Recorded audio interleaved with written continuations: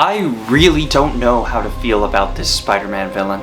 Recently, Marvel has really been experimenting with Spider-Man, doing things they know the fans will hate, and kind of changing things about Spider-Man's supporting cast. Specifically changing the status quo for characters like Mary Jane and Ben Reilly, and several others. However, unlike the horrible choice Marvel made to turn Ben Reilly into Chasm, there's another choice they made that turned a Spider-Man supporting cast member into a villain that I don't really know how to feel about.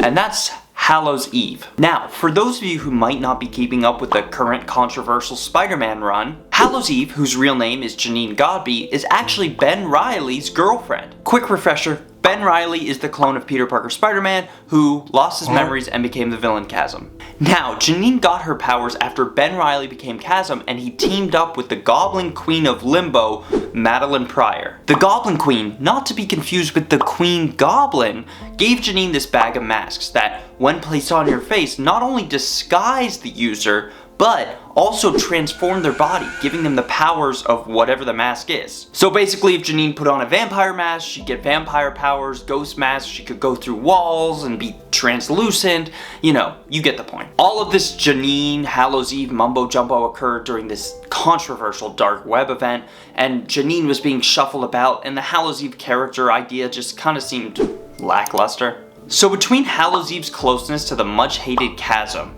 her debut in the much-hated and controversial dark web storyline, the lack of initial desire from anyone for this character to actually exist, and the literal fact that Hallow's Eve is holiday-themed, Hallow's Eve just seemed doomed to fail. But instead, it was announced that Hallow's Eve was receiving her own solo series. Reluctantly, myself and many others picked up this book expecting it to be a dumpster fire.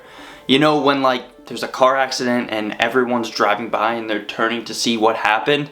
It was like that. Everyone was expecting this book to just crash and burn. But almost everyone who bought it was surprised when they actually read it. Hallow's Eve was a totally different character from what she was in Dark Web. In fact, in the first few pages, Hallow's Eve proves herself as a formidable character in the Marvel Universe, with a unique power set. The comic, written by Eric Schultz and drawn by Michael Dowling, throws Hallow's Eve into this part of the Marvel Universe where Halloween's going on, and all these Halloween partygoers are hexed, causing them to, like Eve, transform into whatever their mask is. However, unlike Eve, these partygoers don't keep their sanity. They become whatever the mask makes them. If they have a zombie mask on, they're now a zombie. If they have a Frankenstein mask, they're mindless Frankenstein. But Eve, she gets to keep her sanity when she puts on these masks. Now, Eve is facing off against these classic horror monsters, which actually gives her a chance to flaunt her power set and her ingenuity in a way she didn't get to in Dark Web. She's able to use her masks to try out different powers and figure out how to take down people who kind of have the same power as her.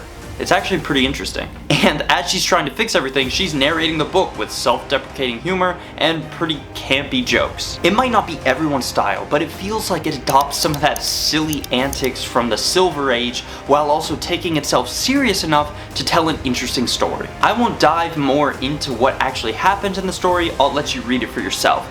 But it actually got me excited for more Hallow's Eve appearances, which is something I never thought I'd say.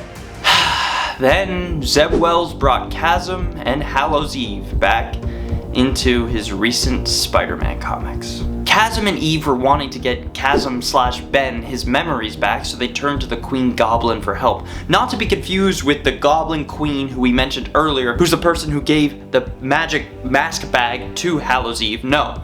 The Queen Goblin's a totally different character. Anyway, this Queen Goblin pretends to try and help Chasm and Eve, but secretly orchestrates a battle between Spider-Man and Chasm. Although Eve has this one interesting moment where she shows depth, opening up to this other character, Betty, about her possibly abusive relationship, Eve just doesn't feel like the same character from the Hallow's Eve solo series. Wells' Hallow's Eve just seems to lack the intrigue that the character had in her own book, and feels like she's just there because she has to be.